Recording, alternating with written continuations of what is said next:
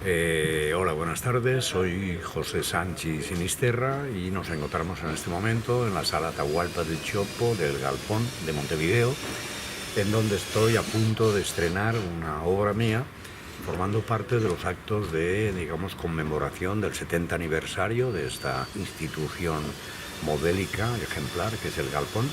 Y es una obra que monto por primera vez, no, de hecho es la segunda vez que se montó en Costa Rica hace unos años, o sea que es casi un estreno mundial.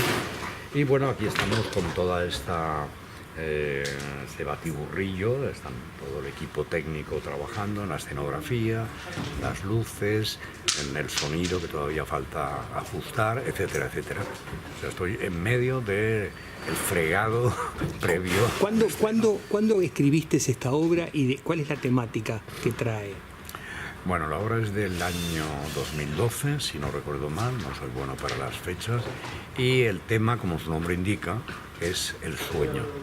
Es una pregunta que me he hecho durante mucho tiempo, y que nace de un interés por el acto de soñar, por esas historias, situaciones, circunstancias, ¿no?, que pueblan una tercera parte de nuestra vida psíquica, o sea que no es cualquier cosa, una tercera parte de nuestra vida psíquica es el sueño, y que me empezó a interesar hace muchos años, en los 80, cuando yo estaba indagando en la obra de Kafka, ¿no? Estaba indagando en la obra de Kafka, cuya palabra es muy teatral. Yo encontraba que los textos narrativos kafkianos tenían un componente teatral, y de hecho gran parte de mi labor como dramaturgo ha sido justamente el llevar al teatro textos narrativos, ¿no?, entre otros de Kafka.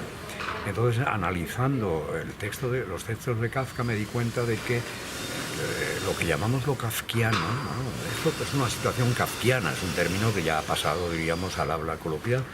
Y yo me daba cuenta que tenía una lógica, tenía unas leyes, ¿no?, esa irrealidad de las situaciones del proceso, el castillo, en la colonia penitenciaria, la metamorfosis, pero no acababa de encontrar cuál era la forma no realista que Kafka estaba inventando en aquella época, ¿no?, en los años 10 del siglo pasado, el 20.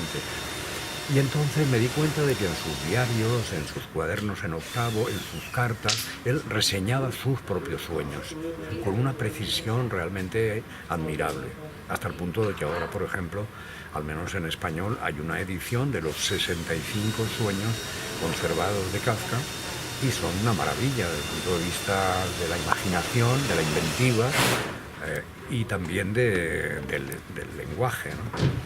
Bueno, para concluir, para no hacerlo largo, entendí o creí entender que eso que llamamos lo kafkiano le debe mucho a la lógica ilógica de los sueños, ¿no? Y entonces ahí empezó mi interés por los sueños.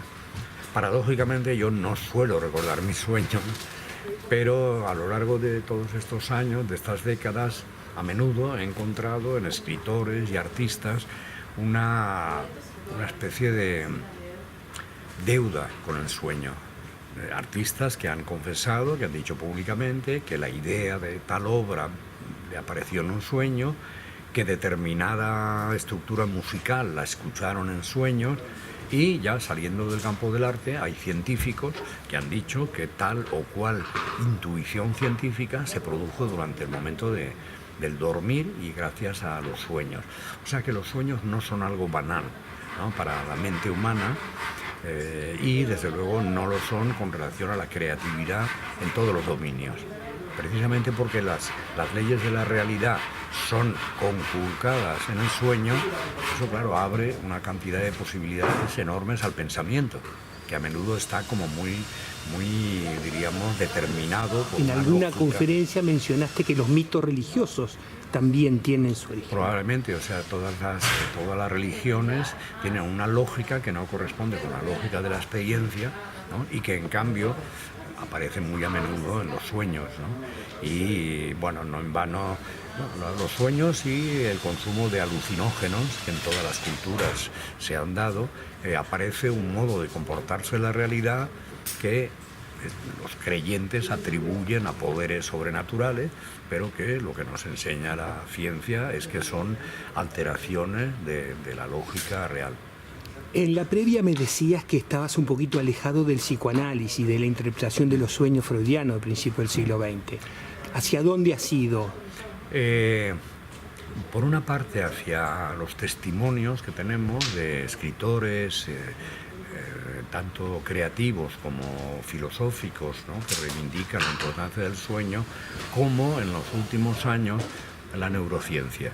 La neurociencia está haciendo investigaciones, yo creo que muy sólidas.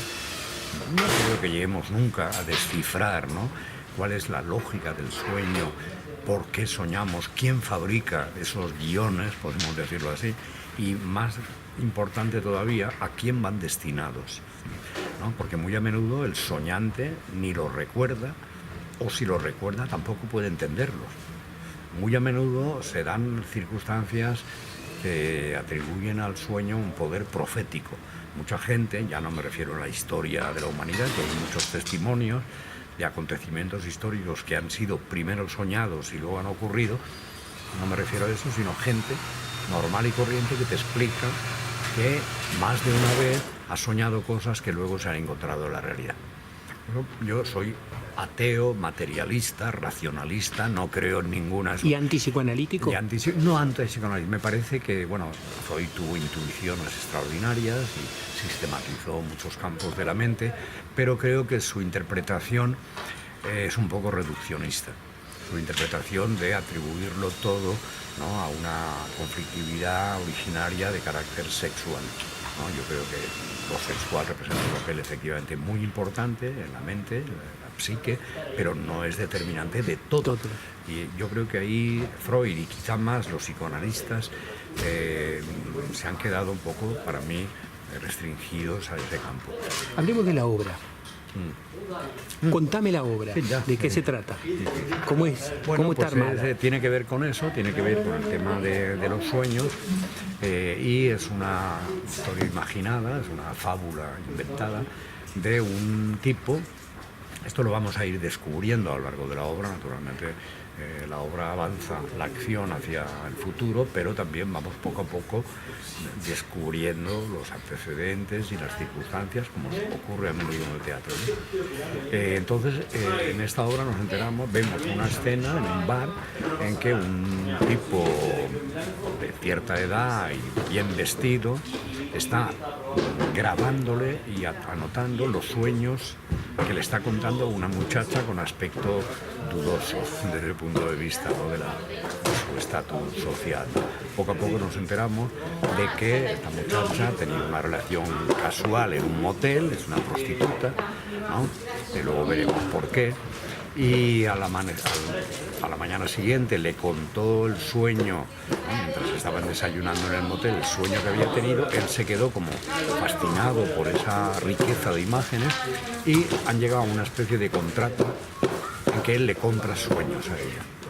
Entonces la obra está estructurada en una serie de escenas, en bares siempre marginales, porque poco a poco vamos descubriendo que él es un tipo importante y que ha tenido una vida política, como en todo su partido, muy tenebrosa, y ahora está hundido el partido y él, y por eso le interesa una cierta, diríamos, discreción, y en esos lugares ella le va vendiendo sus sueños. Entonces vamos descubriendo las circunstancias de él y también las de ella, ¿no? Yo lo que escribí para el programa, resumiendo mucho, es que son dos seres que de alguna manera han padecido y al mismo tiempo también usado lo que llamo yo la podredumbre de las alturas del poder de la sociedad, pero también de los estratos inferiores, porque ella se ha visto obligada, ¿no?, a la prostitución, no por voluntad, sino porque una serie de factores que poco a poco vamos a... Pero, paradójicamente, esos dos seres que no tenían por qué haberse encontrado, se encuentran gracias a los sueños. Y empieza ahí una extraña relación que no es amorosa, pero que poco a poco nos lleva a ver cómo él lo que quiere es recuperar esa fuente de su creatividad de cuando era un joven escritor, que eran los sueños, ¿no? Y ahí, por ahí va la obra. Contame un poquito, ¿tú qué edad tenés? 79, Recién cumplido. Recién cumplido. ¿Venís escribiendo desde cuándo? Escribiendo con vocación, entre comillas, literaria desde los 10 años. 10. A los 10 empecé a escribir novelas de aventuras, ¿no? Descubrí que había un territorio, ¿no? Donde la imaginación no tenía límite. No te olvides que yo he nacido en la España franquista, ¿no? Yo nací en 1940 con el máximo rigor de la dictadura franquista. La vida no era muy estimulante, la vida real. Encima mi padre pertenecía al bando de los vencidos. Teníamos una situación económica muy modesta. Yo a veces me defino como un niño de la calle. Mi campo de juegos era la calle, no teníamos juguetes, pero de pronto, por un azar, descubrí que yo podía fabricar con un cuaderno y un lápiz mundos paralelos. Y ahí a los 10 años tomé la decisión, me recuerdo exactamente, en un momento, de una mañana de sábado, en que decidí que yo sería rico. Eso por un lado. La escritura, por lo tanto, me... ¿Y esos cuadernos están todavía vigentes? ¿Lo tenés? A saber, en alguna carpeta de un altillo que tengo en mi casa de Barcelona, quizás estén por allí, pero bueno, no los he vuelto a ver. Pero lo que te quería decir es que ahí empecé lo que era propiamente la escritura, vamos a decir, narrativa. Pero ya a los 14 años, en una extraña academia donde estudiaba, digo extraña porque era mixta, cosa no frecuente, porque era muy liberal. Yo creo que era un refugio de gente de la Institución Libre de Enseñanza, ¿no? Que fue algo que existió antes de la guerra, en la época de la República, y que dejó una huella que el franquismo intentó cancelar. Allí nos daban a los alumnos iniciativa para todo. Y yo me apuntaba a todo, a llevar la biblioteca, a organizar excursiones, y un día pidieron gente para la obra de teatro. ¿Qué es eso? Me apuntaba también, me apunté. Entonces descubrí el teatro como actor a los 14 años. Y a los 15 me puse a dirigir sin ningún derecho, ¿no? Y ya a los 16 empecé a trasladar la escritura de la narrativa al teatro o a la poesía, y ya desde entonces no he parado. O sea, ¿Cuántos libros tenés escritos hasta ahora? ¿Libros o obras dramáticas? Obras dramáticas para empezar, porque tenés ensayo también, ¿verdad? Que yo digamos, recuerde y reconozca, aunque muchas de ellas no verán nunca la luz, más de 50, desde luego. Porque ya a partir de los 18, 19 ya tenía cierta ambición y escribía obras con principio y con final, ¿no? Obras incluso extensas, ¿no? De duración normal. Lo que pasa es que esas obras se iban quedando en el cajón, lógicamente, y menos mal que se iban quedando. Luego ya cuando empecé a tener más conciencia política, pues las obras tenían un contenido que no eran, diríamos, contenido que no era tolerable en el franquismo, y se quedaron también en el cajón por motivos o de prudencia política, o como en algunos casos, porque era literatura non grata, ¿no? De manera que yo no he parado nunca de escribir, tampoco de dirigir, porque para mí la dirección y la escritura han estado siempre unidas, y desde la época de la universidad se juntó el tercer factor que para mí es muy importante, que es la pedagogía. Háblame de eso. ¿Tenés un centro pedagógico, una academia? No, no es una academia. ¿Qué es? Es un espacio marginal en un barrio, el barrio más multicultural de Madrid. Ahora estoy viviendo en Madrid, el barrio de Lavapiés, y el local es una antigua corsetería que alquilamos, ¿no? Rentamos, arreglamos, pero esto fue en el 2011, pero las circunstancias eran muy precarias. Y allí lo que hacemos es un trabajo de investigación, de laboratorios, yo hago talleres, invitamos también a otros autores y autoras a que den talleres, lecturas de textos de jóvenes autores y autoras que están empezando, bueno, un montón de actividades, pero no es un teatro. No es un teatro, no tenemos ni permiso ni condiciones, ¿no? Pero ahí es donde ahora de un modo más regular estoy ejerciendo la enseñanza, sobre todo de la dramaturgia, pero también del trabajo actoral. Pero eso empezó en mi carrera en los años de la universidad. ¿Este es tu primer viaje al Uruguay? ¿Ya has venido otras veces? No, estuve en lo que no consigo localizar qué año fue, creo que sé que fue en el 90 y tantos, muy avanzado en los 90. y estuve dirigiendo una obra mía. Acá, en el Galpón también. No, en el Teatro del Mercado, un espacio que ya no existe como teatro. El mercado tampoco existe como mercado, existe el edificio, que es muy lindo, por cierto. Y entonces un amigo, un conocido, Marcelino Dufo, me invitó a dirigir una obra mía. Luego estuve también, periodo más corto, dando un taller de escritura. Y luego, no sé si luego o antes, estuve en Paysandú también haciendo un taller para dramaturgos y actores latinoamericanos. O sea que, pero hace mucho tiempo, ahora hacía casi 20 años que no venía por 20 años. ¿Tenés alguna opinión sobre la dramaturgia uruguaya contemporánea? En España se conoce muy poco. Y yo también, yo conozco un poco el trabajo de algunos de los nuevos autores, como Sergio Blanco, Cristóbal Calderón y tal, pero no puedo decir que con Sanguinetti también lo conozco un poco, pero no puedo decir que... Ten en cuenta que yo viajo por prácticamente todos los países de América Latina.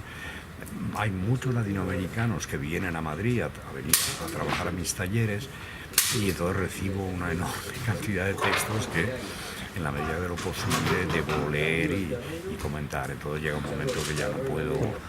Una última reflexión acerca de una frase tuya, que el teatro todavía combate la pantalla. Sí, no tanto la combate, sino que se coloca al margen. O sea, yo no creo que las artes o los lenguajes artísticos tengan que competir, ¿no? Cuando apareció el cine también se decía, el cine va a matar al teatro, va a acabar, y eso fue a principios del siglo XX, que ha sido uno de los más florecientes de la dramaturgia y de la puesta en escena. O sea que, al contrario, yo creo que el cine fertilizó el teatro. Cuando nació la televisión también se dijo, la gente se quedará en casa y no irá ni al cine ni al teatro. Al cine sí que lo ha perjudicado, pero yo creo que al teatro no. En absoluto. ¿Y estas pantallitas? Las pantallitas son un peligro. ¿Tú tenés una? No. Tengo ordenador, pero no tengo celular por una cuestión de principios, de que quiero estar donde estoy. Y las pantallitas estas, los celulares y demás familia, que son, le llamo yo, maneras de no estar en ningún sitio. Porque no estás ni siquiera donde estás. O crees que tienes todo el universo al alcance, pero es mentira, estás en un rectángulo de vídeo. Entonces, yo creo que eso está produciendo, desde luego, adicciones graves, ¿no? En los niños y en los jóvenes, también en los adultos, y sobre todo va a tener consecuencias en el modo como el ser humano se relaciona con la realidad. Porque se relaciona de un modo virtual, de un modo imaginario, cree que tiene las cosas simplemente porque son accesibles en la pantalla, por lo tanto no hay un esfuerzo de buscar, de investigar, de aprender, ¿no? Claro, la especie humana ha llegado a ser lo que es un poco por ese afán de ir a los sitios, descubrir, confrontarse con la realidad, pelear con ella, ser derrotado. Entonces ahora todo está como pasteurizado, ¿no? O por lo menos una. Y yo creo que en ese sentido el teatro es un poco un último refugio de una circunstancia artística, ideológica, afectiva también, en donde los seres humanos se tienen que reunir, tienen que compartir el tiempo y el espacio. Y por eso creo que el teatro es un espacio